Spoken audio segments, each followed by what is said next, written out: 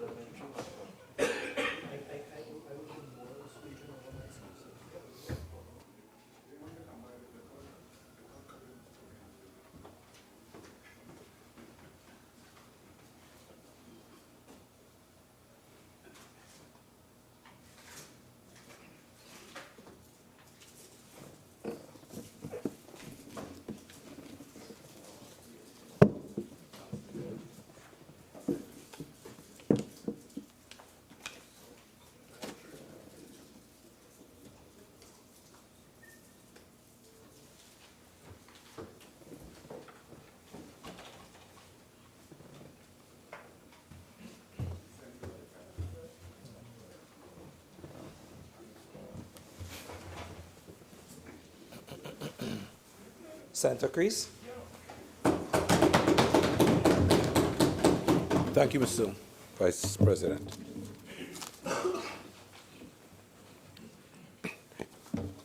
I was referring, just before we took the break, to the whole question of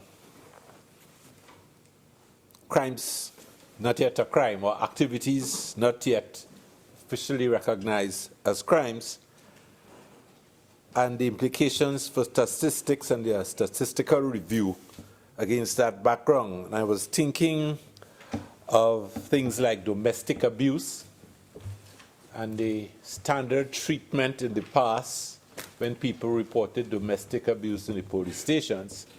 And then you get into the broader question of unreported crimes. To what extent would abused male spouses report their abuse in the police station? Good? So we have to be careful in the use of statistics in terms of appreciating how endemic any activity is in the society. And of course, what's the situation with children before the advent of the Children's Authority? How accurate are the statistics with regard to the abuse, brutalization of children in a society filled with Old Testament values, good, where corporal punishment is historically entrenched? That coupled with Old Testament views,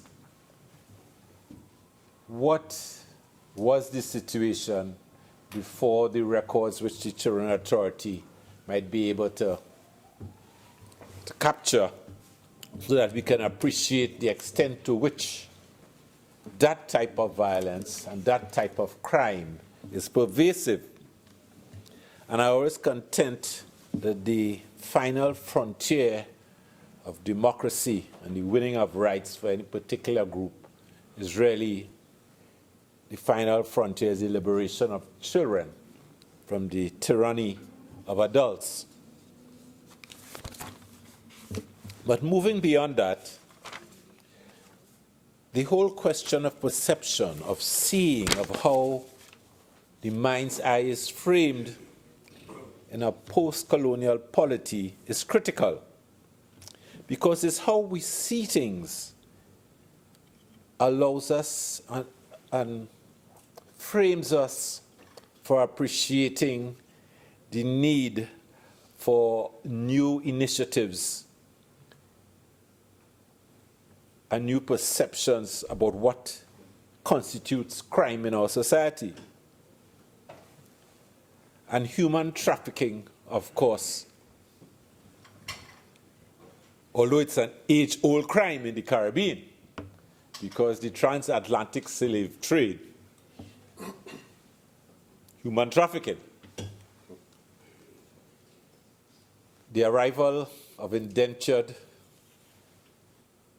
some of whom were captured, streets of Bombay and so on.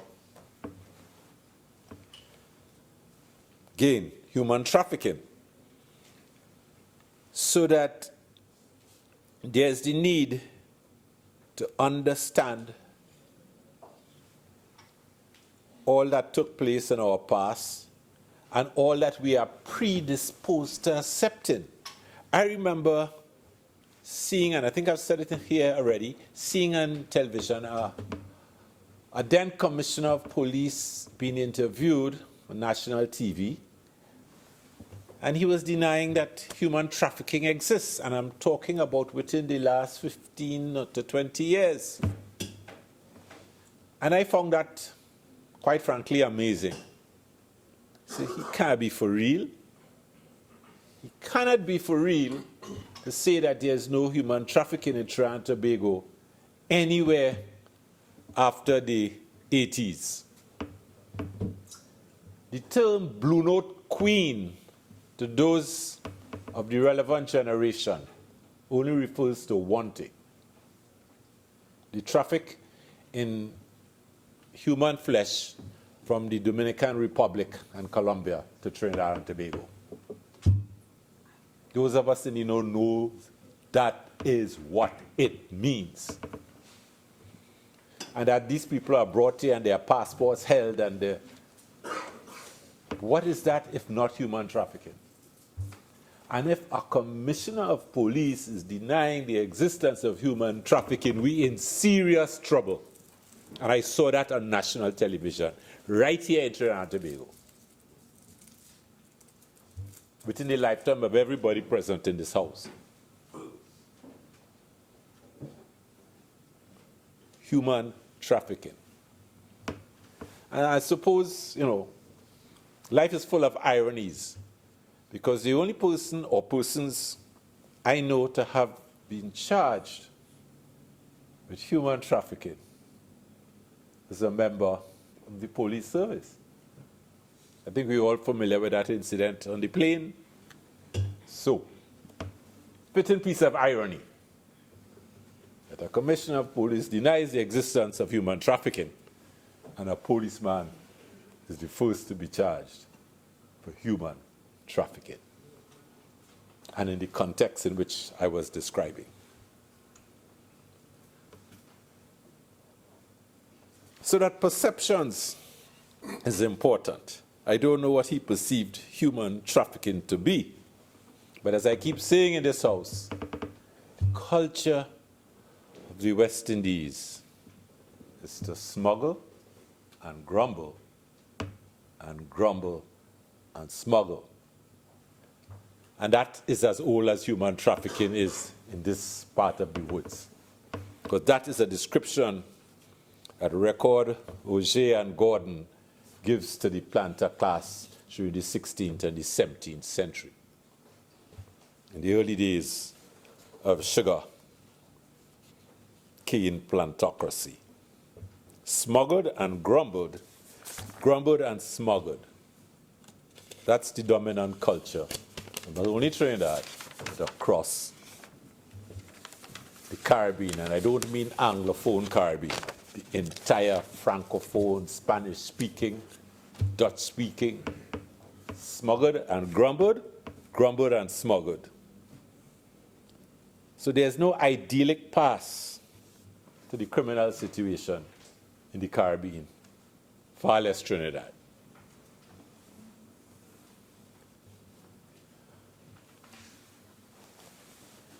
But among those things that are not yet a crime, because I think that is the biggest and most important category, not yet a crime: child abuse.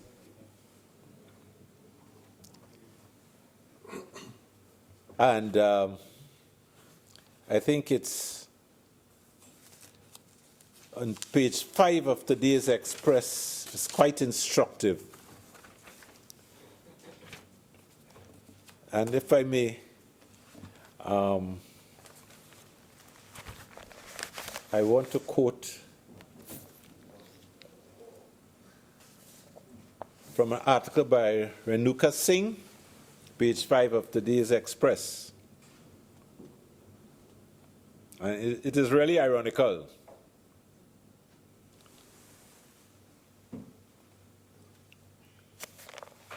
And I quote from the article, which apparently is quoting from a UNC senator by name of Wayne Sturge. This matter is one of grave and serious concern and a matter of great public interest, having regard to the seriousness of the allegations that children of the Attorney General attended an army base under the jurisdiction of the Trinidad and Tobago Defense Force in the presence of the Attorney General and members of the Trinidad and Tobago Defense Force. Unquote, Sturge said in the letter. Quote again, it raises serious concerns about whether persons belonging to the Defense Force were complicit in the execution of their duties, whether persons in the Defense Force were coerced into breaching settled practice and procedures because of the individuals involved. Unquote. Today's Express. Question of children. In this article, they were referring to pictures widely distributed of children under the legal age in the possession of automatic assault rifles.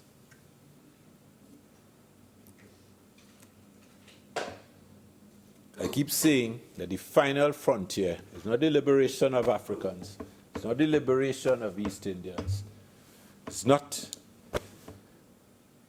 freedom from the confines of reservations of the original settlers, developers of the Americas,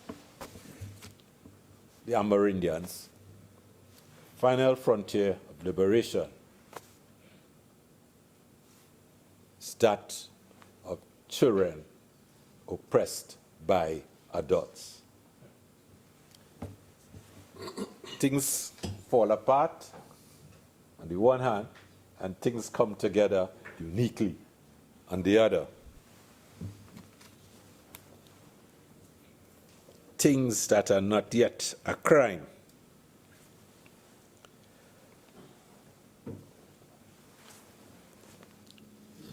And listed on the top of my list, to get back to the question of the prioritization of crime and government's attempts to address it either budgetarily or in terms of policing, is the whole question of campaign fund financing.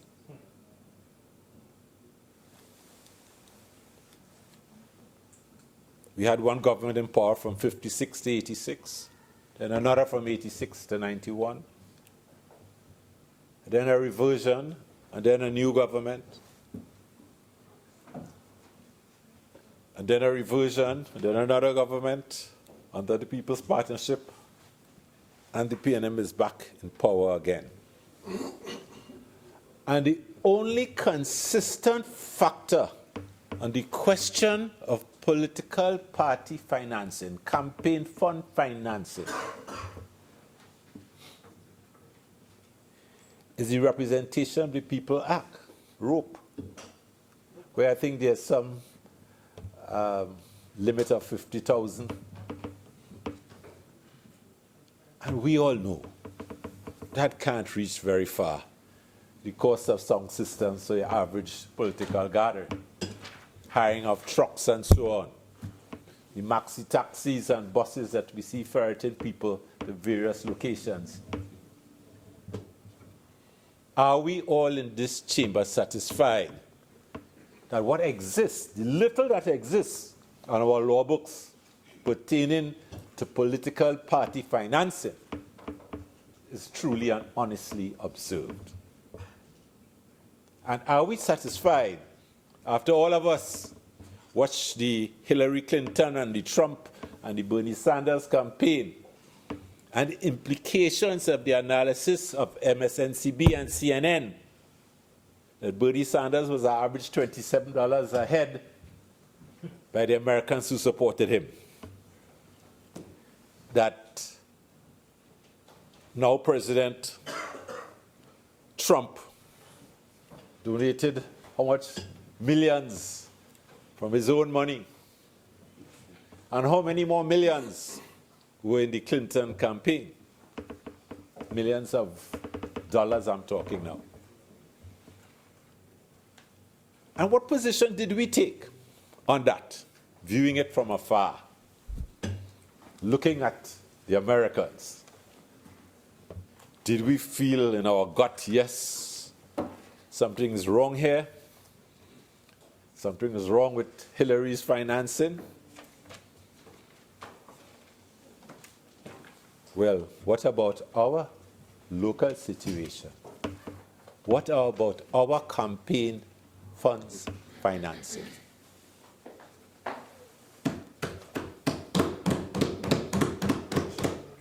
Because I could tell you what's in the popular culture. And when the popular culture says the big donors have two pockets.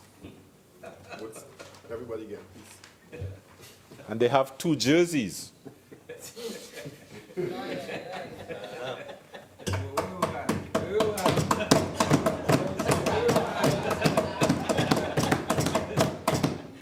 And nobody spends under 50,000 unless, I was about to say, unless it's an independent, and I can't say that.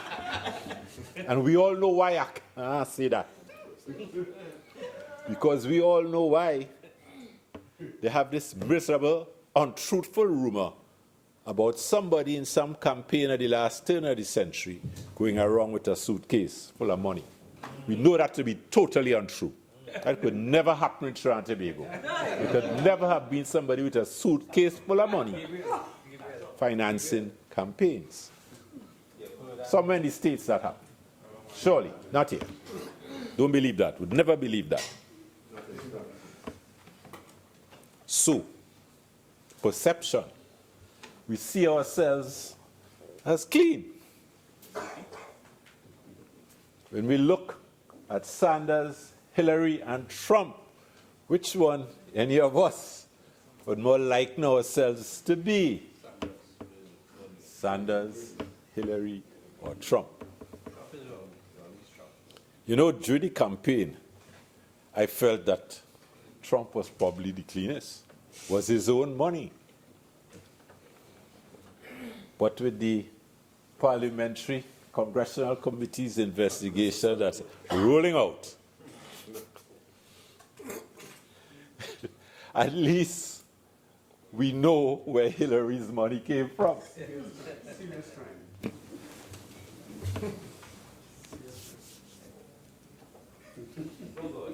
Senator Crease, I have allowed you a lot of leeway in regards to the topic that you're on.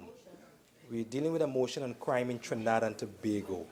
So could you please tighten it up and bring it back in and deal with the motion? As much as the motion is wide-ranging, let's deal with crime in Trinidad and Tobago. Thank you, Sir Vice President. My subject was undue influence, and I'm saying that there are activities that are not yet declared as a crime, but are soon to be, given the right changes in the society. And I was just given a classic example of something that is a crime in the United States, but is not a crime here. And human trafficking was not a crime here for centuries. And I will leave it at that. They say that history is the best judge. And no matter what we say or do, it will be written in history about us.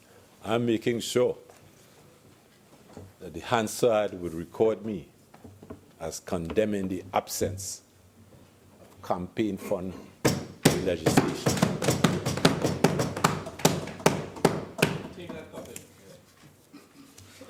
I move on as guided. Undue influence will prevail. The other aspect of this subject is the question of whether judicial reform is the approach that could take us, because the focus so far has been on policing to deal with the whole question of crime. But there's the question of judicial reform and the extent to which the lack thereof has impacted the crime situation. And in that regard, what we have on the table thus far is the question of trial by judge or trial by judge and jury. And I think we all would have heard what the learned attorneys have to say about the efficacy of that. All I wanted to point out that across the range, because there is an obsession with violent crime, particularly with murders, right? So what concerned me was the extent to which the judicial reform approach has the capacity or even the need to impact on murders or violent crime. And what I discovered in a review of the biggest cases, the most classical cases that we've had, the ones all of us would remember quite easily. And in going through that, what I came across that in terms of crimes of passion, murders by passion, the most celebrated people were put behind bars. Just think about it. What are the names? And they were put behind bars by juries. Just think of any name, any crime of passion. Killer went on death row, was found guilty. Political crime, and we've had our share of political crime. I mean, it was in Trinidad and Tobago. That's why I have a problem. People keep talking about yesterday being some paradise island. Right? National United Freedom Fighters existed in Trinidad and Tobago. Good? And two of their greatest celebrants, Kirkland Paul and Andy Thomas, a.k.a. Umawali, were found guilty by Trinidad juries, high-low robbery in Point, shot the policeman, P.C. Sanka. They were put on death row by juries. This day I met them, actually. So, political crime, violent political crime, our juries have delivered. What about narco crime, drug-related crime, crime coming out of the world of coke and so on? Well, the hanging spree, that famous weekend, right? Dole Shady and his accomplices. Our juries put them there. So the question of judicial reform still looms large, but it is not a question to be resolved by removing juries and replacing them with judges alone. That is not the aspect of judicial reform that's required to deal with that aspect of the burgeoning crime situation.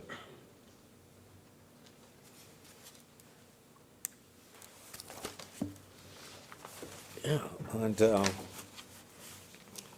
so I don't know where that would take us.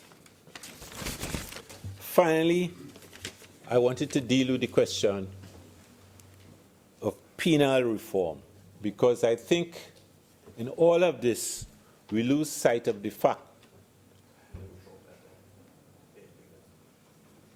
that because we have not had any really in-depth approach to penal reform, what has developed is the University of the Correctional Institutes of T&T, to the extent that Frederick Street, Them Boys Jail, Golden Grove, these and Carrera have become learning institutes.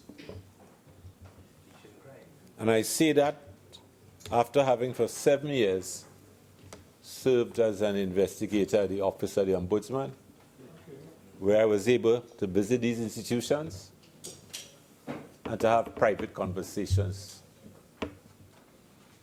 with inmates. And to bear that point home as to the extent that these are learning institutions. One of the things the fellows do when they meet there is they share information about their respective villages all over Trinidad as to who has a thriving little business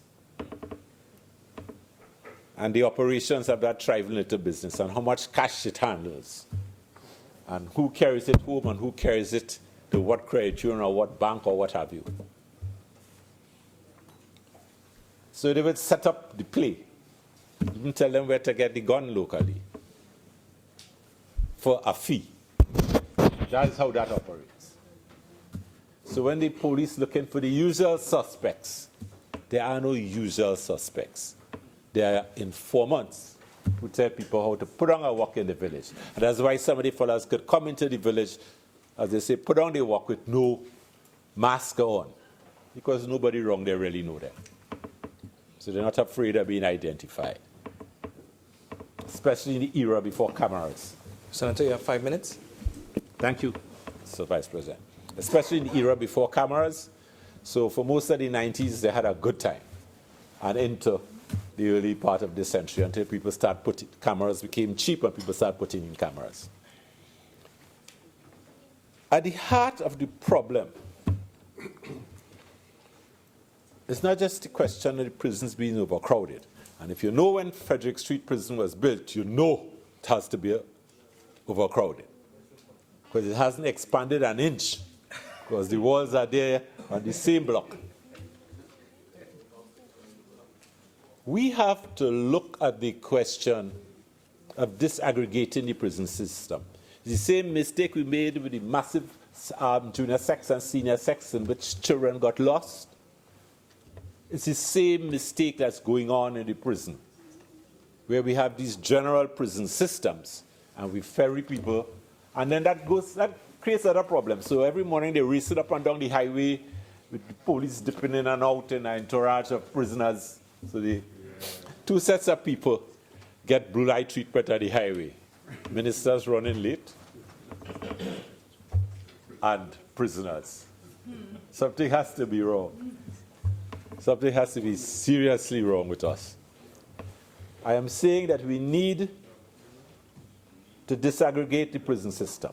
We need to have community prisons. And in that context, we need to have community sentencing, i.e., that people in their local areas, for the lesser offenses and even in the later part of more serious offenses, to be allowed to return to their workplaces, to function, and retire for the night in the local police station cell, or make local arrangements. But that central prison system is just not working in our favor. We're just training and breeding another round of criminal elements as they wait, frustrated, for their day in court to come. And inside that environment, in case you don't know, let me tell you, the highest form of currency there now is phone cards. Okay? In the days when I used to visit, it was cigarettes and so on and alcohol. Now it's phone cards is the highest form of currency. So if you want to raise revenue for the government, go buy the prison and sell phone cards.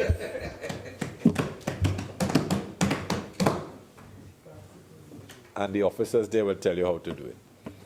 It's a thriving business. The bottom line of all of this is that we need to relook at the penal reform system. If we don't, we'll just be breeding another generation of criminals in there, and we'll be going nowhere with the rest of our crime initiatives. I thank you. Senator Ramdi. Thank you, Madam President.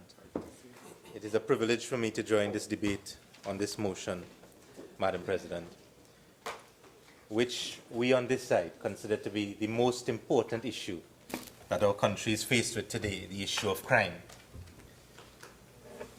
And Madam President, I must start off by saying that if there is one thing that I must respond to Senator Coppin by saying, is that we on this side consider that the safety and security of our citizens is the most important issue that our country has to deal with. The government may consider that they have more important things to deal with, as Senator Coppin has said. But the fact that our citizens are being killed, murdered, raped, robbed, and kidnapped every day is the most important thing for us on this side. And if any of the members on the other side understood the pain that families have gone through since this year has started, but more so since the PNM has taken over the governance of this country since September 7th, 2015, none of us would sit here in this Senate and smile or laugh at the issue of crime. We should have a little more respect for the families that have lost their loved ones during the last 18 months under the PNM. Point of order. 46-6. No. Continue, Senator Ramdi. Madam President, I don't think that any of us can comprehend what our country has been transformed into. Between September 7, 2015 and the 31st of December, there were more than 100 people murdered in this country. September was the bloodiest month of 2015. Between January 1st and December 31st, 2016, 463 people lost their lives. And between January 1st and March 28th, the number of murdered citizens that we have in this country has crossed 122 as we speak. So when you add up the number of persons that have lost their lives since the People's National Movement has taken over the governance of this country, we are rapidly approaching 700 people who have lost their lives. Madam President, let me put in perspective for the people, through you, Madam President, of this country where we are at in terms of crime. And I'm only going to recite the figures for the first 3 months of 2017. And these are not figures that have come from CAPA and figures that have come from the internet and figures that have come from the opposition. What I'm going to quote from is the Commissioner's ComStat figures that were given out to the heads of division of the police service 1 week ago on the 21st of March 2017. Madam President, 1 week ago, the murder figure was 105. 1 week ago. Today is 122. 122. But everybody says we talk about murders. So let me go down the list. For the last 2.5 months, it's not even 3 months, because this is up to the 21st of March. We've had 125 woundings and shootings.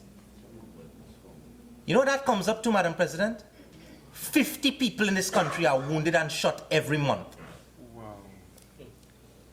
We've had 22 kidnappings in 2.5 months in this country.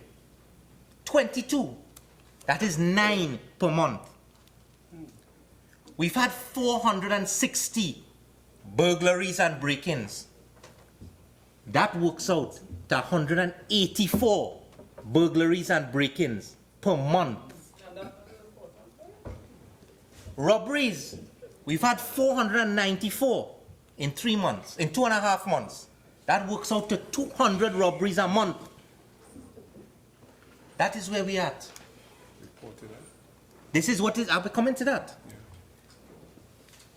Larceny of motor vehicles in this country in 2.5 months. Reported 152 vehicles stolen. That's approximately 50 vehicles being stolen every month.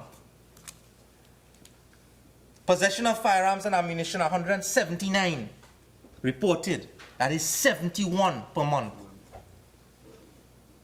Where are we really going, Madam President? I would have thought that this government, with these figures, should have held their head in collective shame for what they have brought our country into.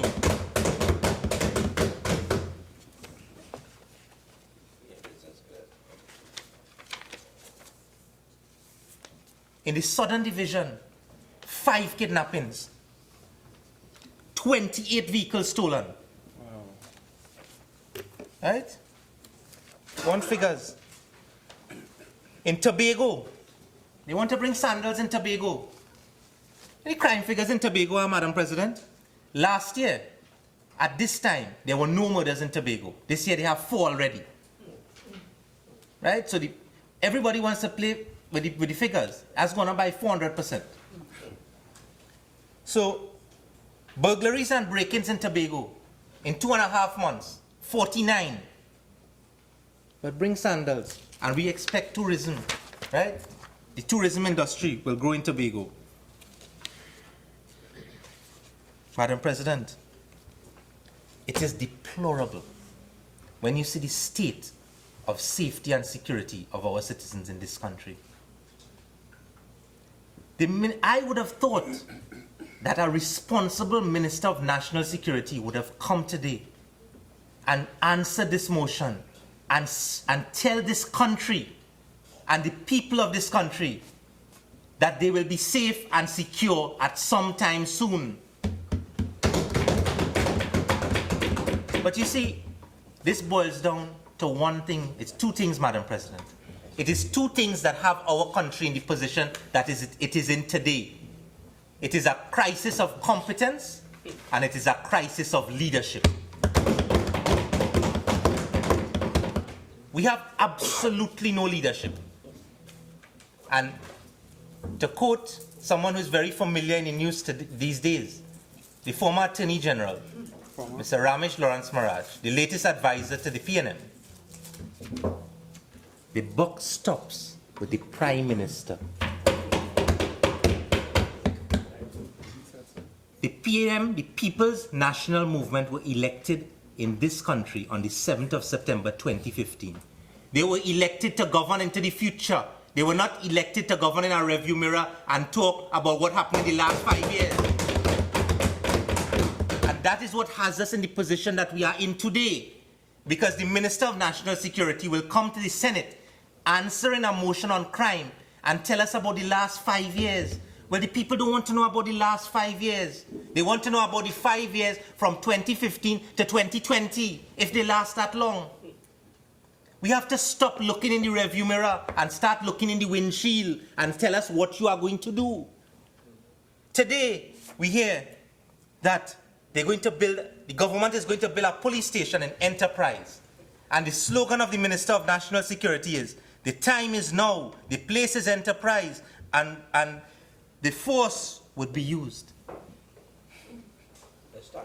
If the Minister of National Security and the Prime Minister, who is the head of the National Security Council, understood what was going on in Enterprise, he will never make a statement like that. Because on Friday night, Enterprise was a war zone. I was on the phone and I went down to Joseph Street on Friday night. A vehicle couldn't come out of Enterprise. When you go along the Jerningham Junction Road to go into Enterprise, you had 4 and 5 police vehicles coming from every different division to go into Enterprise because Enterprise was a war zone on Friday night. When you call people and people calling for your assistance, you're hearing like if it's a movie in the background with bullets. And you know where the police were? The Minister of National Security want to come today and tell the Senate and tell, more importantly, the people of Enterprise that there's a police post and an army post. The police post and the army post is 100 feet away from where 5 people have been killed since Friday. So tell the people of Trinidad and Tobago, when you set up the police station, what's going to happen in Enterprise? By the time you build the police station, it might have nobody left in Enterprise. Friday night, the brother of Robocop was killed, Selvan Alexis. Sunday night, a reprisal killing. Monday night, last night, armed bandits ran into our wake and started to shoot like in the wild, wild west. And the Minister of National Security comes to the Senate today and tells us the solution to that is we're going to build a police station. That is the solution. We're going to build a police station. I wonder if the Minister of National Security and the other minister, Senator Dennis Moses, the minister in the Ministry of National Security, and the OJT minister who calls herself an OJT parliamentary secretary. Senator Ramdeen, in your reference to members of parliament, please be respectful. Madam President, I apologize. But in referring to the parliamentary secretary in the Ministry of National Security, Madam President, it is the member. Senator, may I just ask that you move on? I have made a ruling. I've asked you, don't go back to justify what you have said. Okay? Thanks. Please, Madam President. There have been almost 12 murders in 1 week in our country. And what have we heard from the Prime Minister? What have we heard? It makes you wonder, do we have a Prime Minister? 1 week ago, 6 days ago, not 1 week ago, 6 days ago, there was an incident in London. And that Islamic terrorist drove a car into the bridge at Westminster and then proceeded to Parliament. I want to make the point to the people of Trinidad and Tobago so they understand what we are dealing with. When that incident took place, it took place at 2:40 English time. At 7 o'clock, the Prime Minister of the United Kingdom, Ms. Theresa May, held a meeting with the National Security Council. After that meeting, she stood on the steps of number 10 Downing Street and reassured the people of the United Kingdom that they would be safe and secure. The next day, she was in Parliament. And if anybody wants to understand how a Prime Minister acts in a situation of crisis, a proper Prime Minister, go onto the Daily Telegraph site and look at the speech that was delivered by Ms. Theresa May to the Parliament, the House of Commons, accounting for her government, taking responsibility for what took place, and reassuring the people of the United Kingdom that her government will keep them safe and secure, and they will understand that they will fight for the freedoms that they enjoy. That is what a Prime Minister does. Do you know that what happened in London happens in Trinidad on a weekly basis? But we have a Prime Minister. When last did you hear the Prime Minister account to the country about what is happening in our country with safety and security? You can imagine that on Friday night, you had police officers and army officers running for their life in Enterprise. Running for their life in Enterprise, while 2 gangs were shooting at each other in open in the streets. we didn't hear about the Minister of National Security then. Madam President, Friday's headline on the Trinidad Guardian was a headline that says mayhem. Businesswoman suffocated. Pensioner choked to death. Lima shot dead inside bar. Bullets for man on barber's chair. Boy 13, woman 22 missing. In yesterday's newspaper, the family of Jesse Bipan, a child who was going to school, whose body was found behind a school, who was bludgeoned to death with a piece of iron, had one thing they asked for. They wanted justice. And after we had bloodshed in Enterprise on Friday night, and you had a headline like this in our national newspaper, you know what the headline was on the Office of the Prime Minister's website?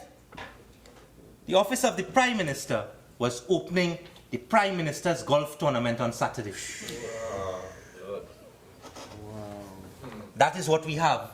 Theresa May can hold a National Security Council meeting within hours, account to the people of her country, account to the parliament of her country, and secure and make sure that her people understand that they will be secure when 4 people have died. You know what our Prime Minister was doing? Was smiling. Prime Minister Dr. Keith, the Honorable Keith Rowley, and his wife Sharon Rowley are pictured here with the new board of the Prime Minister's charity golf tournament.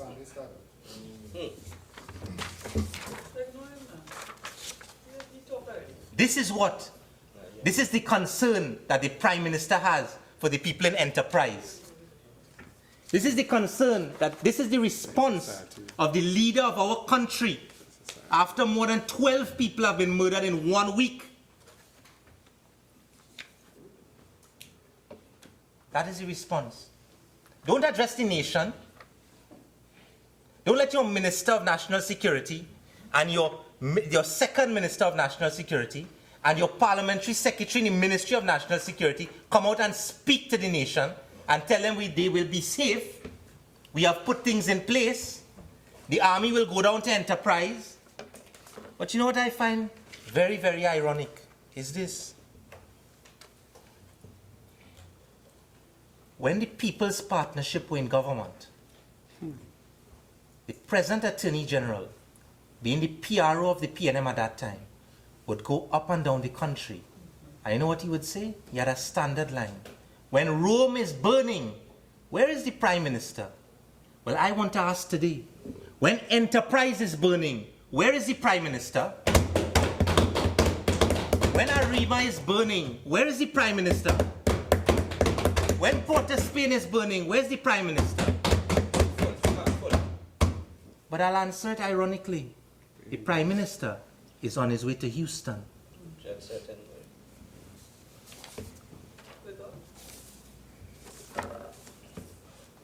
When I was growing up, my parents had a saying, and I'm sure all of us in here know it. Who don't hear, let's feel. And you know why our country is in the state it's in? It's because we didn't hear, so now we have to feel. And I will go through when we were told about what will happen. With respect to the same incident that I spoke about, Madam President, that happened on the 22nd at Westminster, our Honorable Prime Minister saw it fit to dispatch on the 23rd. This is from the Office of the Prime Minister, 23rd of March 2017, within 24 hours. A letter was dispatched to the Prime Minister of the United Kingdom and Great Britain and Northern Ireland, the Right Honourable Theresa May, from Prime Minister Dr. the Honourable Keith Rowley, yesterday, 22nd of March 2017. We live in a world, Madam President, where at the touch of a button, you are able to go on the World Wide Web and either make our country proud or make our country ashamed.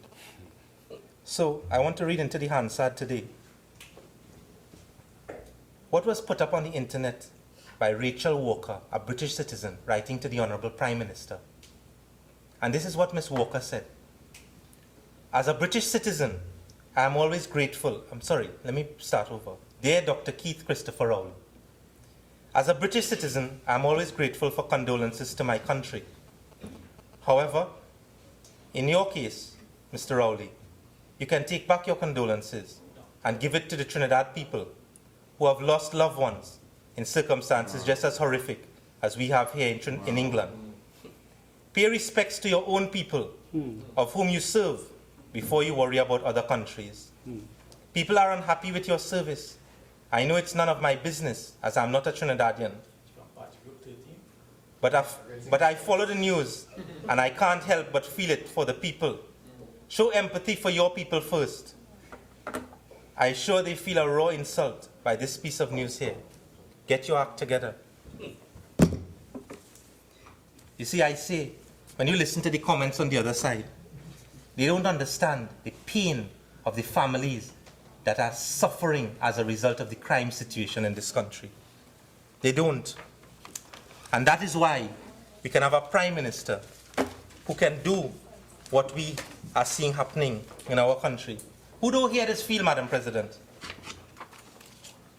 Because I can tell you from my experience that when you look at what is happening in our country today, and you go into the areas like enterprise, which was pointed out by the Minister of National Security, you know what you see when you look at those families and those warring gangs? You see hate. You see bitterness. You see acrimony. And you see animosity. That is what you see. Area completely out of control. It's an area completely out of control. And you know what? When I go and witness that, I remember the warning that was given. Prophetically, it may have been by the late, great Patrick Augustus Mervyn Manning. God bless his soul. Because you see, Madam President, I said at the beginning, we have a crisis in leadership. Because when the young ones see what is demonstrated by our leaders, they act it out. Because they learn by example. Everyone will tell you that. Look at what our schools have been turned into. Every single day. When have we ever experienced, whether it be under the PNM in their previous incarnation or under the People's Partnership, that you would turn on your television almost every day and you hear about violence in schools? Every single day, Madam President. And today, the Minister of Education says, I'm not going to visit Santa Margarita RC because I am not expected to out every fire. The Minister of Education is saying that a child was killed this week in a school. Do you all realize how serious that is? And that is why I say we have a crisis in leadership. And you know why? Who don't hear this feel? Because we were warned about this. And nobody took heed. So, I want to read into the Hansard today from the Commission of Inquiry's bill, Wednesday, October 21st, 2009. It was the Validation and Immunity from Proceedings Bill 2009. That was 8 years ago. I want to read what the late Prime Minister, Patrick Augustus Mervyn Manning, said, and I'm quoting from the Hansard. When he cannot have his way, his method is to bully. Senator Ramdeen, please have a seat. Senator Ramdeen, you need to get back to the motion. The motion is not, it's not a motion on the Prime Minister. So you've made reference to the Prime Minister, but it is not to now be focusing on all of this, okay? So please come back to what you were talking about before, to the motion at hand.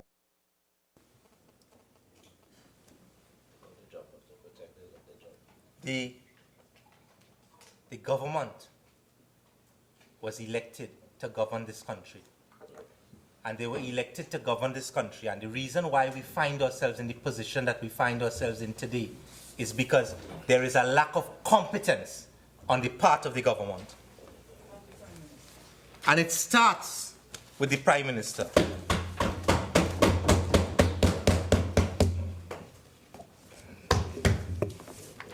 I cannot stand here and listen to two government senators chastise the opposition leader for going to court.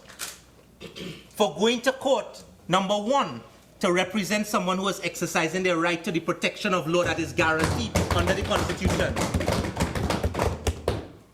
That was going to court to represent an individual pro bono who wanted to exercise his right to uphold the rule of law and the Constitution.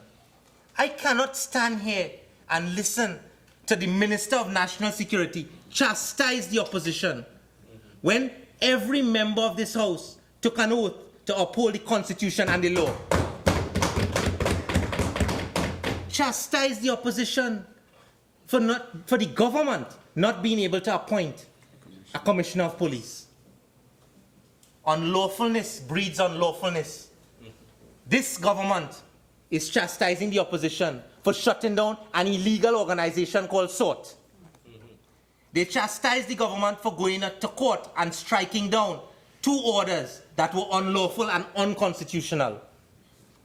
Well, I will take no criticism from this government, because the reason why the orders were struck down is because they do not have a proper legal advisor on that side.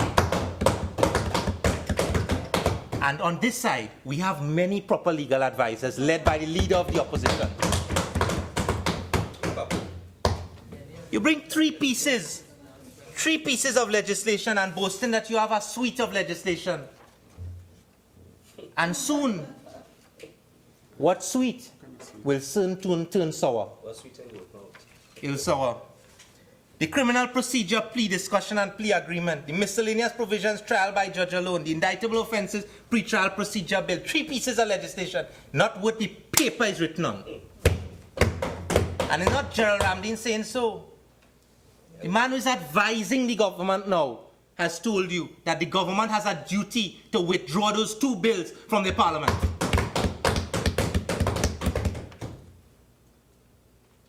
The government makes it seem as though the opposition is opposing for opposing sake. The opposition is opposing because the opposition stands by the rule of law and the Constitution. We understand what it is on this side to protect the rights of citizens. It is not good enough for you to come and parade through the parliament that you have a parliamentary agenda. A parliamentary agenda to do what? A parliamentary agenda to enact what?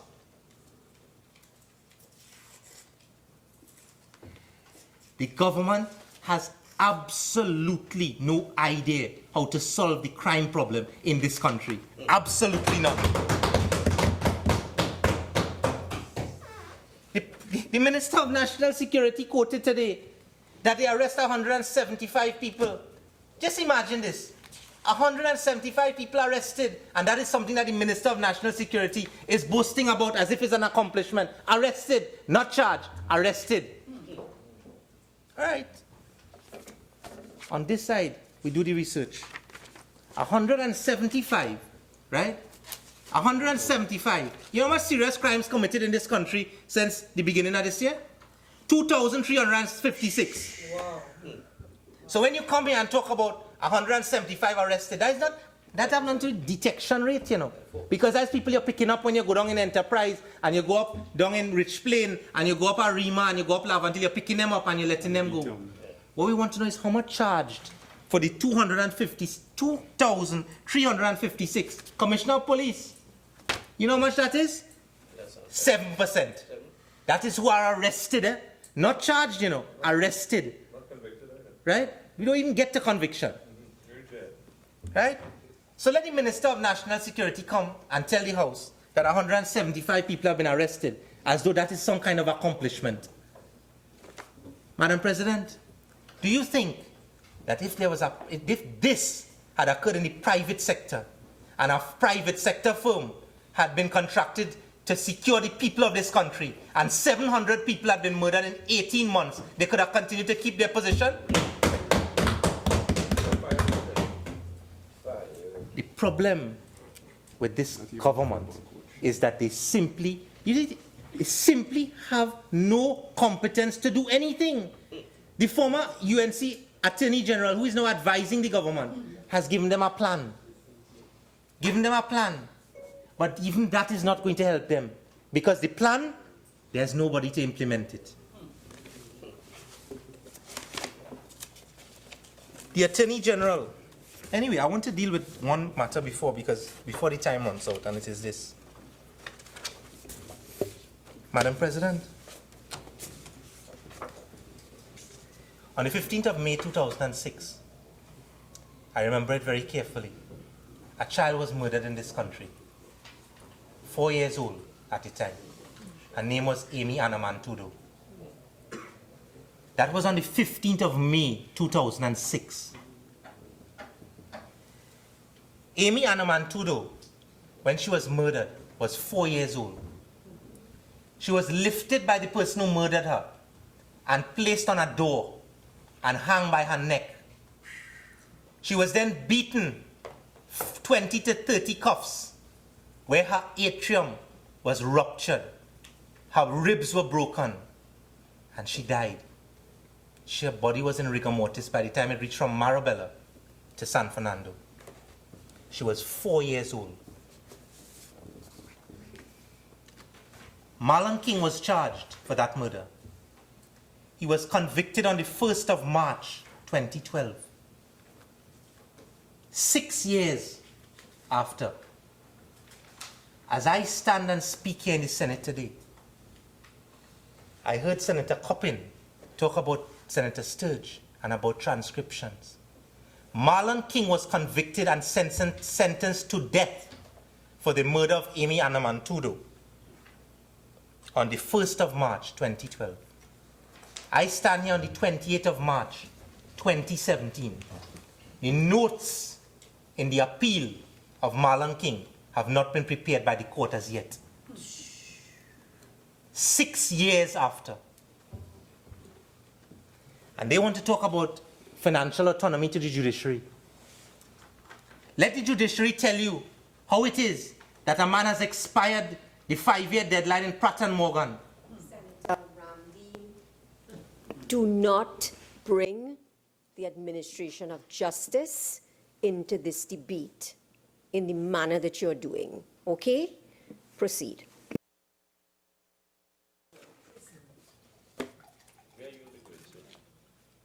I always hear the mumbling going on that side when I start to talk about the prison.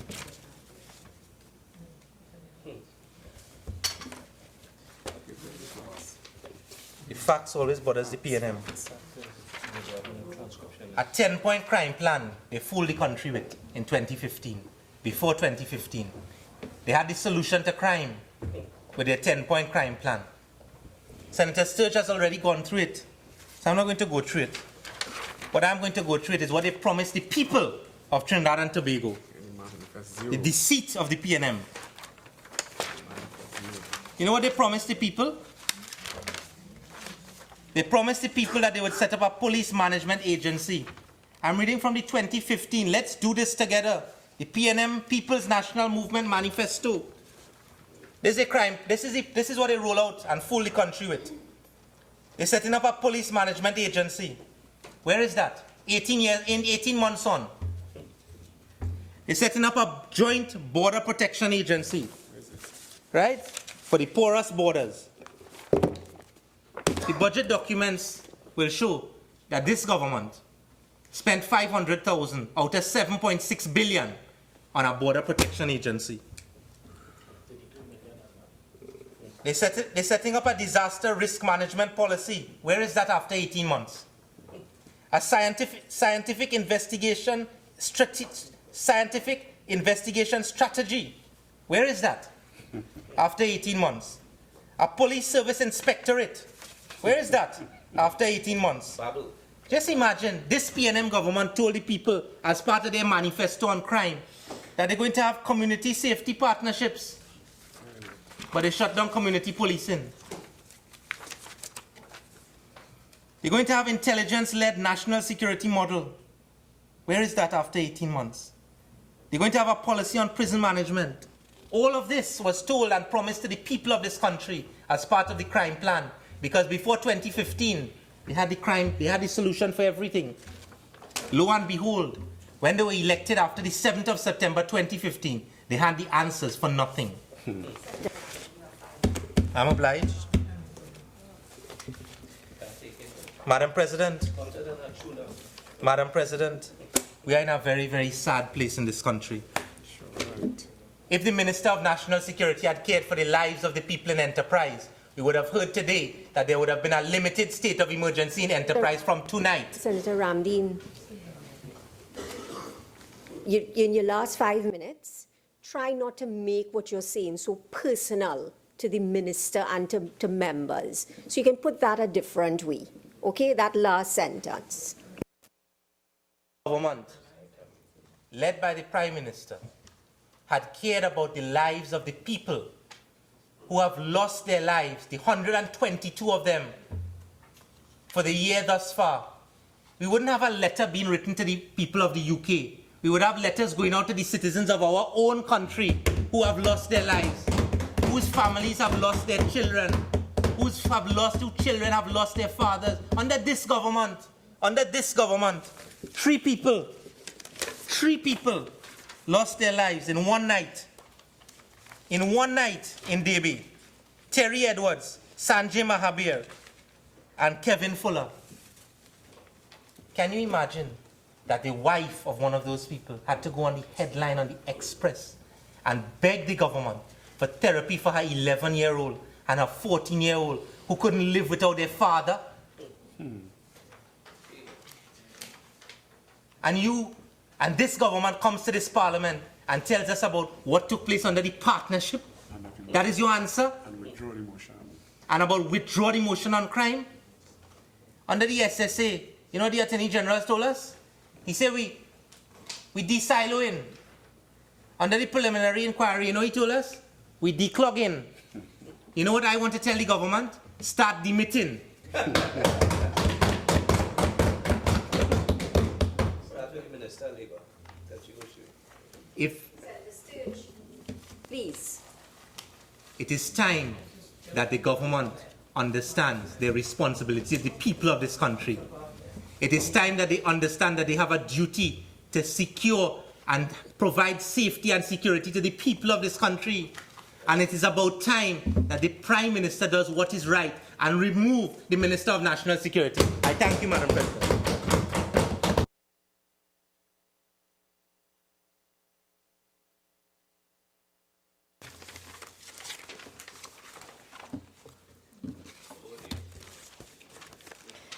Madam President,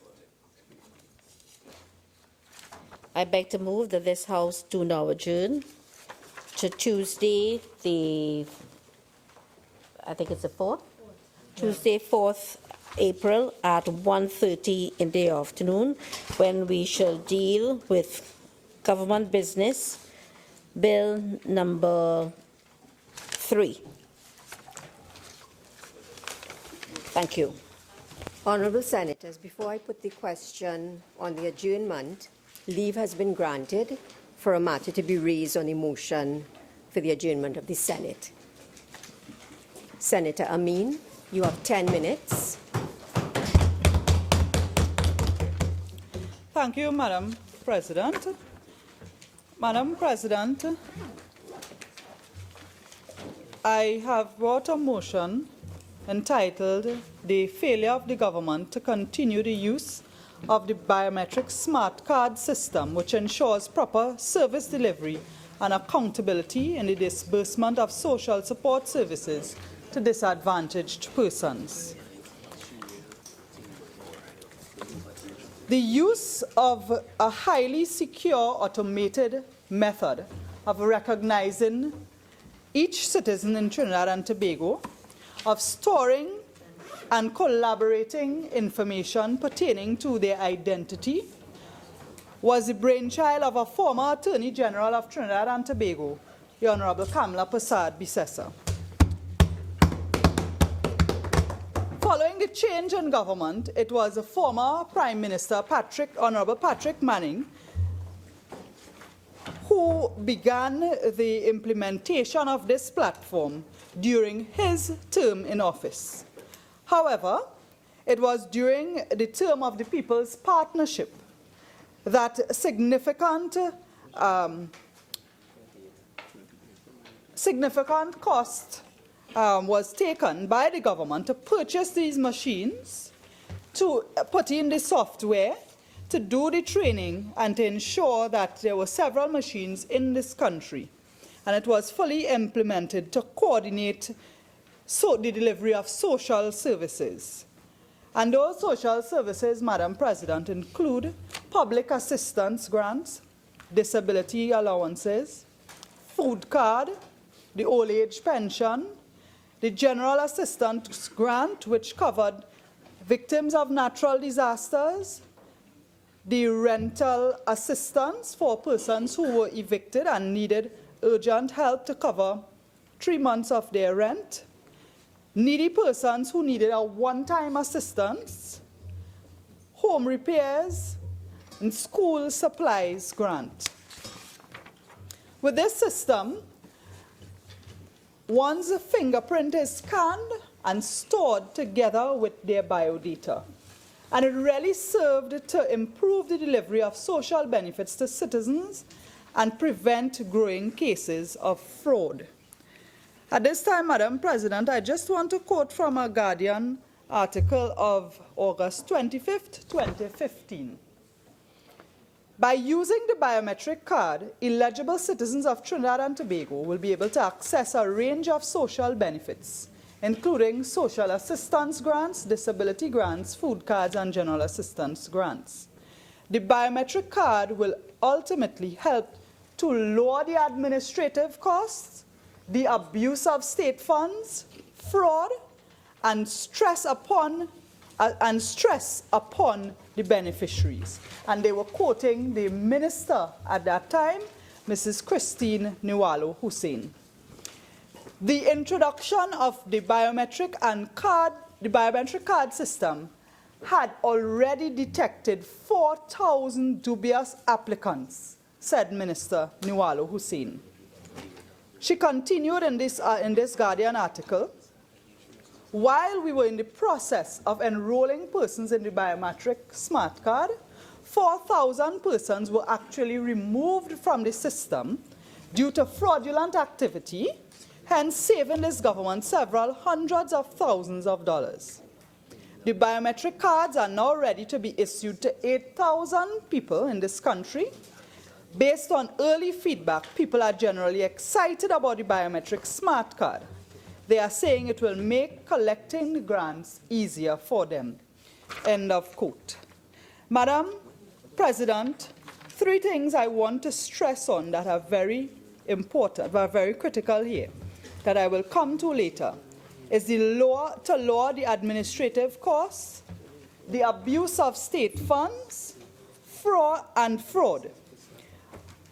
But, Madam President, before I do so, I want to state that it was the intention from the very beginning that was shared within the over several administration, that this investment and this smart card system, this biometric card, would be linked with the Ministry of Legal Affairs, where the registration of births and deaths and, of course, name changes and so on would be included on a person's card or file, electronic file.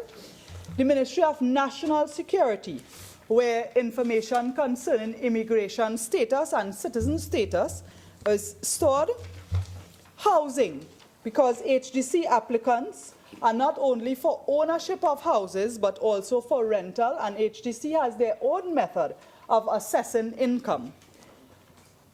And of course, health, because in terms of the public health records, because there was need to as well collaborate that with what some of the applicants in the Ministry of Social Development would be applying for.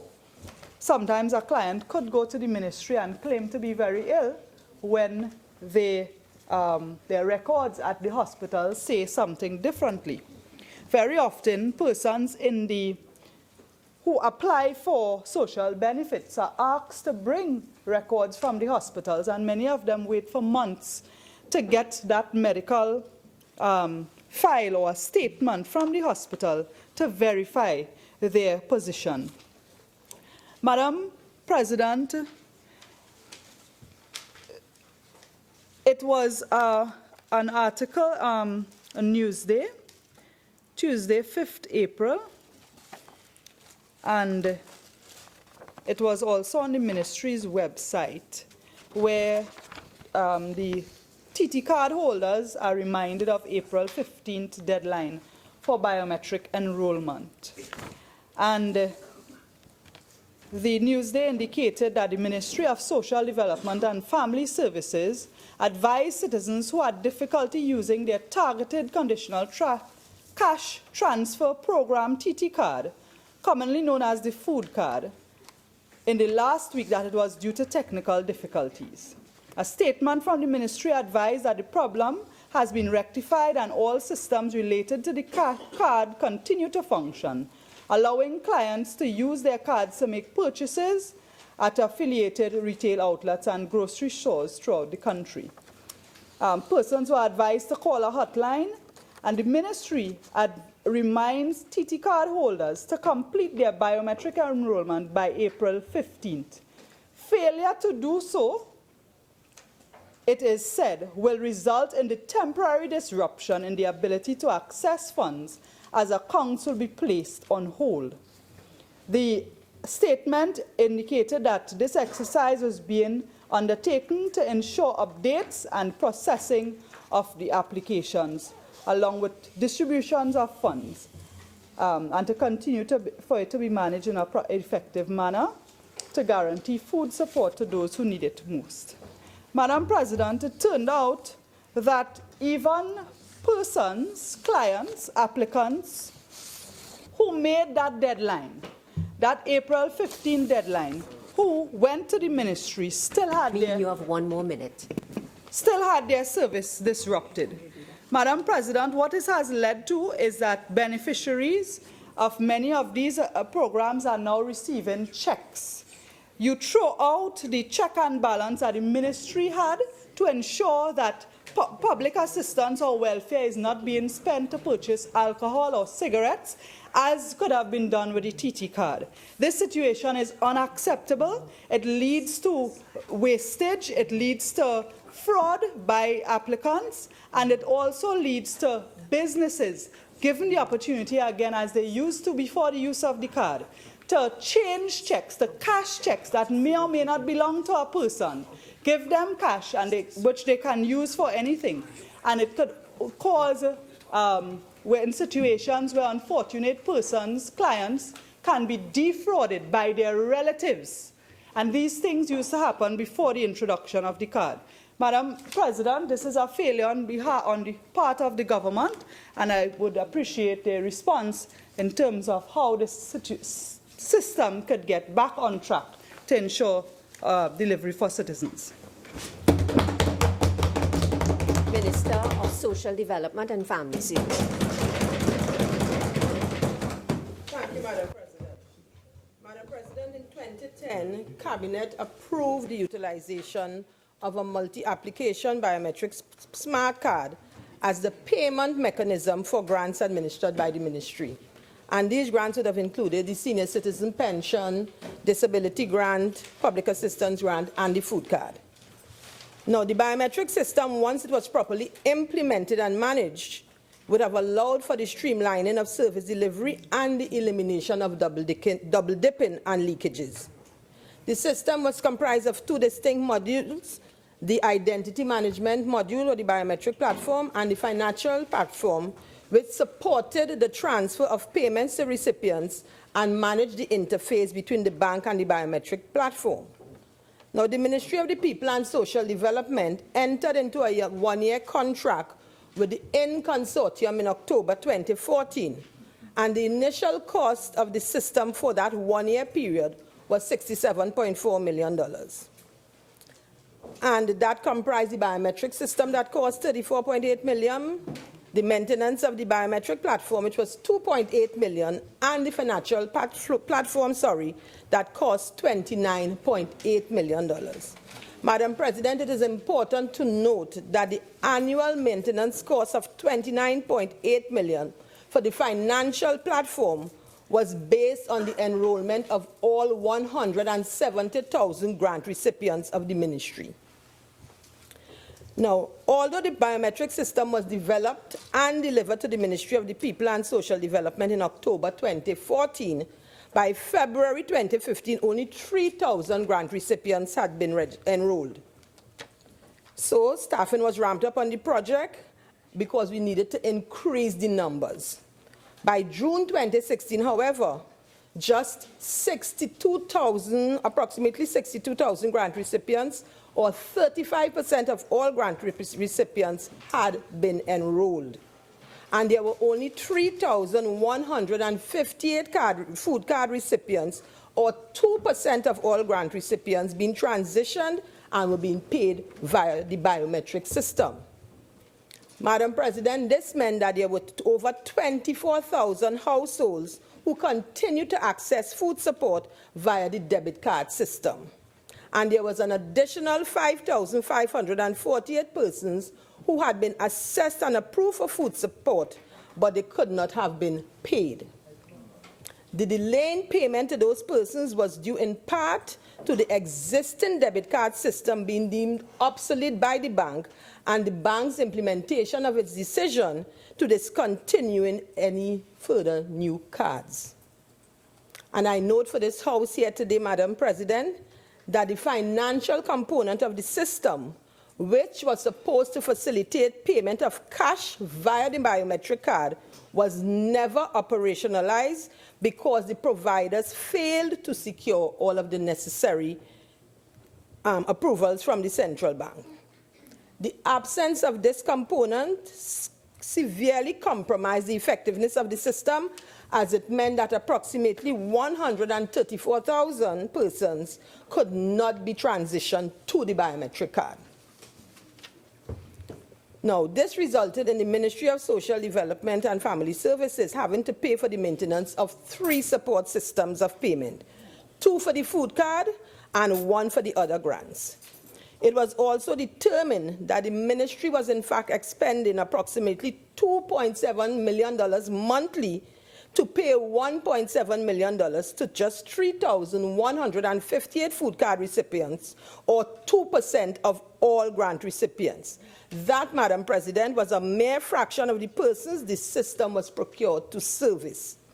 It was therefore clear that the ministry and citizens of Trinidad and Tobago were not getting value for money.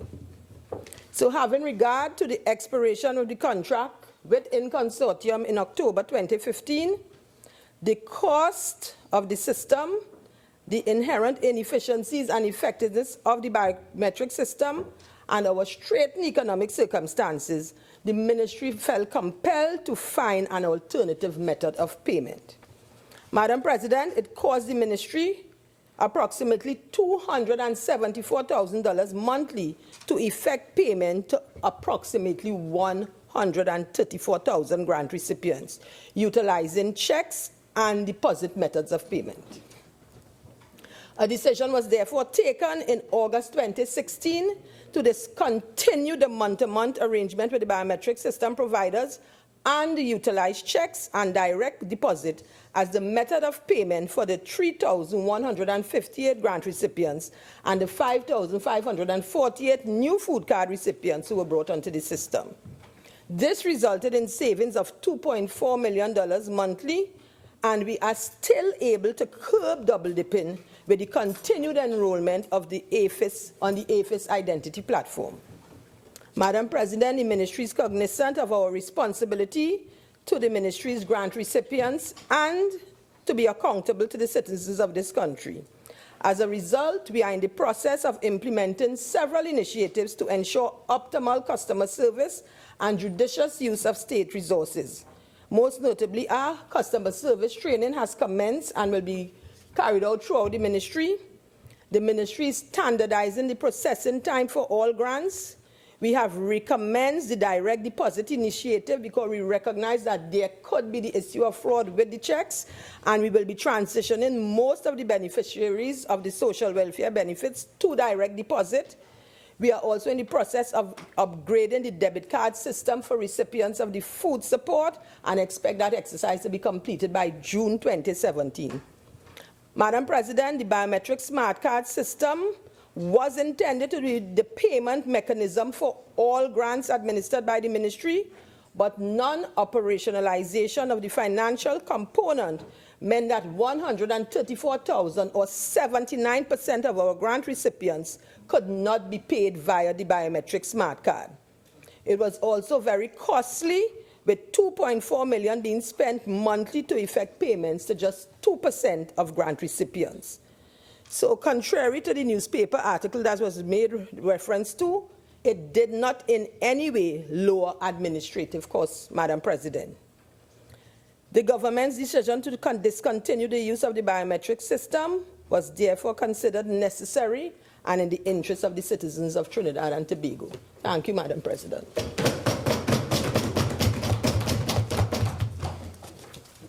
Honourable Senators, before I put the question on the adjournment, I now invite Senators to bring greetings on the occasion of our celebration of Spiritual Shouters Baptist Liberation Day. Senator Cummings.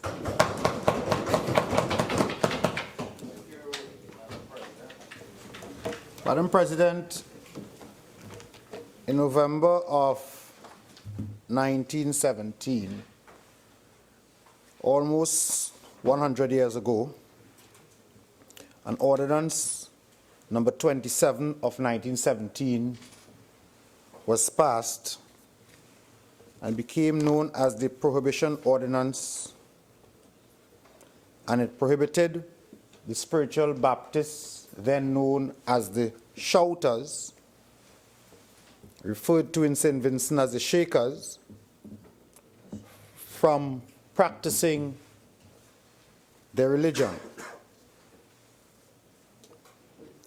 It would take people like Bishop Elton, George Griffith, Tubal Uriah Buzz Butler, who was a practicing Baptist, Philip Granger, father of Geddes Granger, the late McCandle Dagger, to petition the Legislative Council at the time for the repeal of this legislation.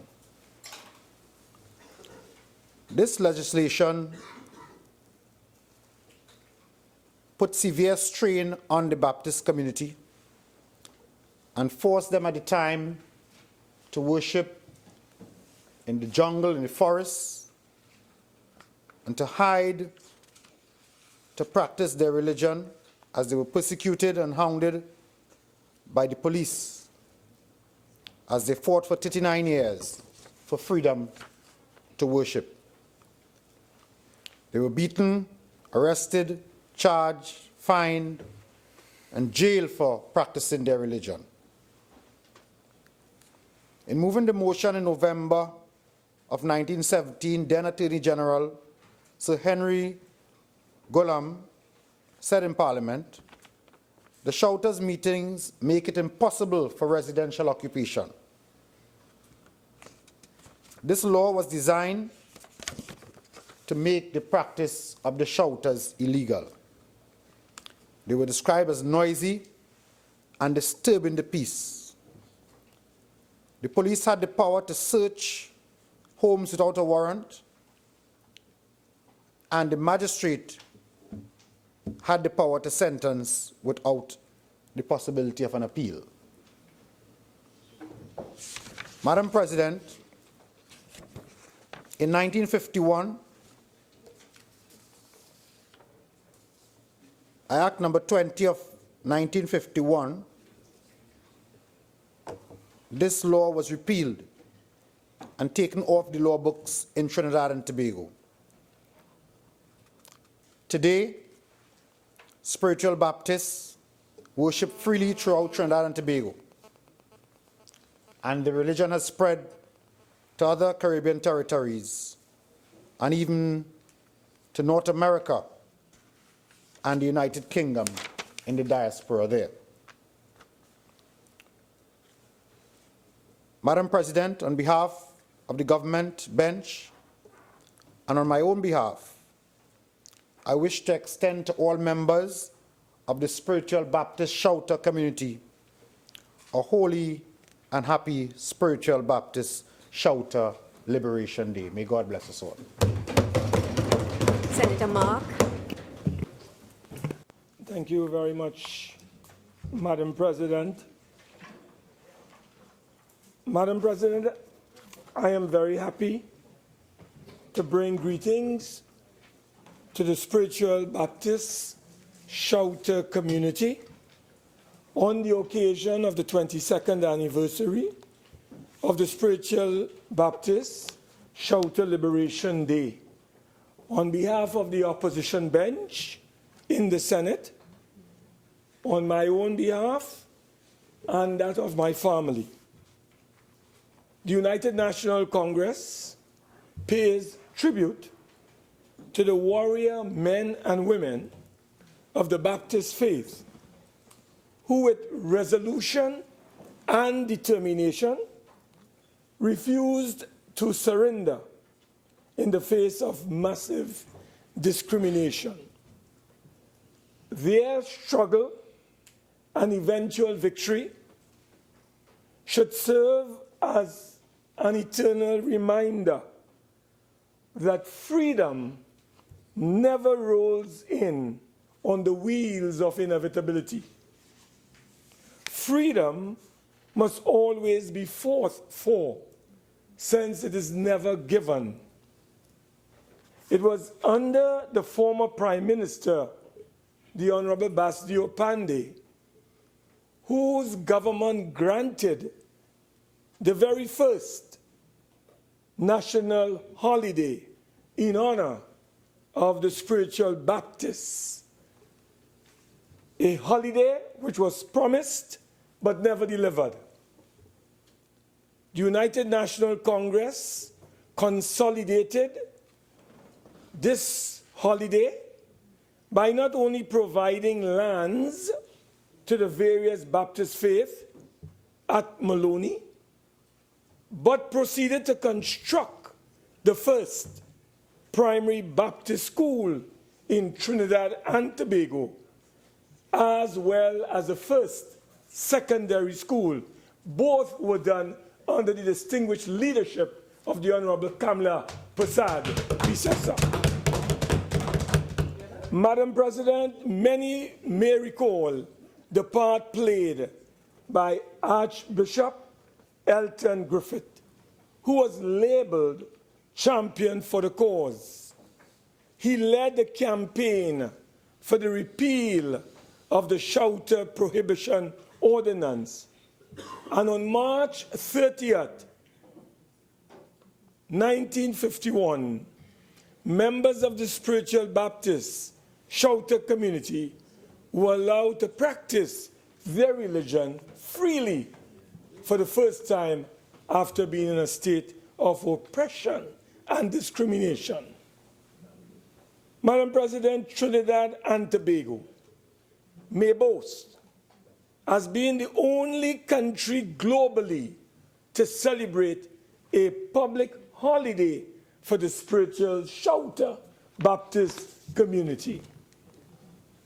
Locations such as Belmont and Mova, to name a few, were popular for hosting feasts and thanksgiving as expressions of gratitude to God for his blessings, and after special occasions in members' lives, such as success in an undertaking or recovery from illness.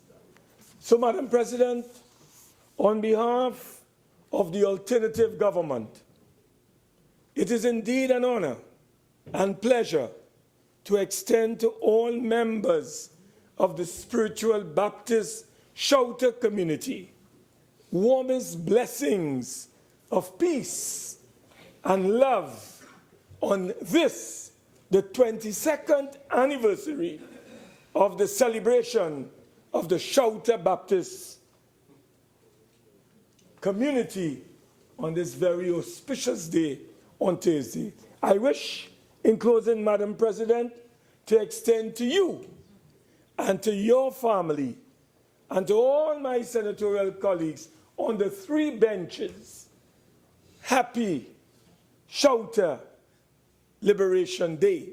I also want to extend to all members of staff of the Parliament and to the parliamentary police and their families, happy Shouter Liberation Day. I thank you, Madam President. Senator Mahabir. Thank you very much, Madam President. Madam President, we are in 2017, but on Friday, the 16th of November, 1917, 100 years ago, at 10 a.m., the Legislative Council met.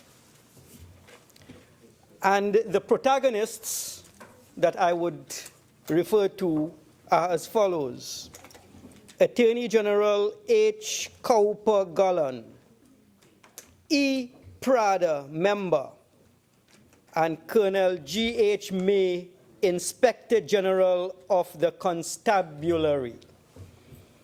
Madam President, whenever I see a law that I find very disagreeable, I always like to go back to the thinking of the legislators at the time. And with your leave, Madam President, I would like to read a section of the Hansard to indicate exactly what were the thought processes of the lawmakers who administered Trinidad 100 years ago. On page 349, I quote the Attorney General H. Cowper Gallen. A condition of affairs has arisen in the colony by reason of the practice of a sect or body calling itself the Shouters, which has so far made it necessary to come to this House and submit proposals for interferences in the practices of that body. Apparently, the neighborhood in which a Shouters meeting takes place is made almost impossible for residential occupations. So there's a lot of animation. I understand that there is or was one meeting place in Belmont at which their meetings were conducted with such fervor that the shouting and the singing and the noise generally could be heard somewhere about the transfer station. I am to determine, Madam President, where that transfer station might be. It is not only the inconvenience caused by the noise which they make that has given rise to this legislation, but also the fact that from the information that has been received, the practices which are indulged in are not such as should be tolerated in a well-conducted community. So that there are 2 issues here. One is general nuisance and noise, and one is the kind of practices that they are indulged in. Now, Madam President, like now, there was a committee stage then. In committee stage, Honorable Dr. Prada, Clause 6, what does it mean? And may I quote Clause 6, Madam President? Before I close Clause 6, I simply would like to refer to Senator Cummins, where he said that the Shouters had to retire to the forests. Under Clause 3 of the ordinance, it says, it shall be an offense against this ordinance for any person to hold or to take part in or to attend any Shouters meeting, or for any Shouters meeting to be held in any part of the colony, indoors or in the open air, at any time of the day or night. So you were not protected even in the forest when this ordinance was in place. But the Clause 6 that Dr. Prada spoke about was this: it shall be an offense against this ordinance for any person at or in the vicinity of any Shouters meeting to commit or cause to be committed or to induce or to persuade to be committed any act of indecency, So, Dr. Prada, what does Clause 6 mean? Inspector General. We have to be very careful, Madam President, in committee stage in the Parliament. We recorded 100 years from now, someone may very well be recording us. Inspector General. There is a building in connection with this ceremony which is called the Mourner's House. In this, these being initiated are placed and are not supposed to speak during this period. And when they come out, they are generally very emaciated. Dr. Prada, that is hardly indecent. Inspector General, at the meeting, they take their clothes off and commit all sorts of indecent acts when they get to shaking. Madam President, it is reading the Hansard at the time demonstrates how far we in Trinidad and Tobago have come with respect to understanding various beliefs. There is an interreligious organization. What transpired in 1917, clearly there was no evidence. Clearly there was fabrication. There was untruth. It did not happen. It did not occur. But it passed, and what occurred was a piece of law which infringed upon a right in a particularly objective way. And Madam President, in 1951, the legislators at the time saw it fit. They did not wait until independence to repeal this legislation. They saw it for what it was. It was an oppressive and a discriminatory law. And Madam President, we tend in this country not to recognize what we have here that is good. We focus a great deal on the negative. And Senator Mark alluded to a point that we are the only country which celebrates Chowta Baptist holiday. St. Vincent, apparently, as Senator Cummings had indicated, outlawed the practice. But when I did my research, I discovered that Trinidad and Tobago is one of the few countries, if not the only country in the world, to celebrate the end of religious persecution. There was persecution in Europe, the Huguenots, the Jews, the pilgrims leaving England, but we are perhaps the only country in the world which celebrates the end of religious persecution. And Chowta Baptist Liberation Day defines for us, in my mind, what we are as a people. There is religious acceptance. There is religious tolerance. There is a feeling in Trinidad and Tobago that if you want to be left alone, you will be left in the mountain to communicate as you see fit. And if you want to be a bit more vocal, that is your right to so do.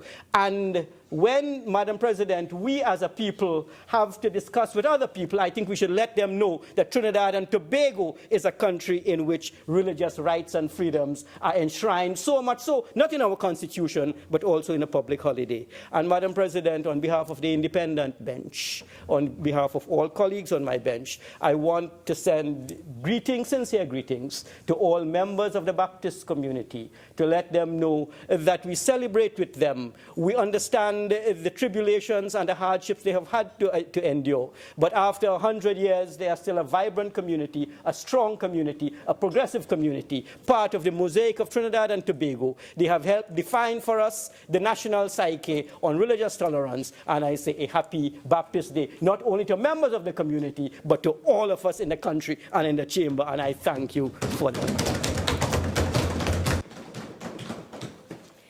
Honourable Senators, I too wish to join in congratulating the Spiritual Chowta Baptist community on the celebration this year of Spiritual Chowta Baptist Liberation Day. This holiday, as we have heard, celebrates the repeal on March 30th, 1951, of the 1917 Chowta Prohibition Ordinance. That ordinance unfairly and unjustifiably prohibited the celebration of many aspects of the faith of spiritual Baptists. It stood as an unfortunate example of the intolerance and the prejudice existing at that time. There is much that we as a nation can learn from the triumphant struggle of spiritual Chowta Baptists to overthrow the shadows of institutionalized intolerance and prejudice that were inflicted upon them for so long. We should learn their self-belief. We should emulate their enduring belief in the goodness of our society as a whole. And we should aspire to work as tirelessly as they did to rid society of all its prejudices towards its constituent parts. It is my hope that collectively all of us in this chamber will recommit ourselves and our country to those beliefs and those ideals. I wish the spiritual Shouter Baptist community and all of Trinidad and Tobago a wonderful and a happy spiritual Shouter Baptist Liberation Day 2017. Honourable Senators, the question is that this Senate do now adjourn to Tuesday, April the 4th, 2017 at 1:30 p.m. All in favour say aye. Aye. Any against? The ayes have it. This Senate now stands adjourned to Tuesday, April the 4th, 2017 at 1:30 p.m.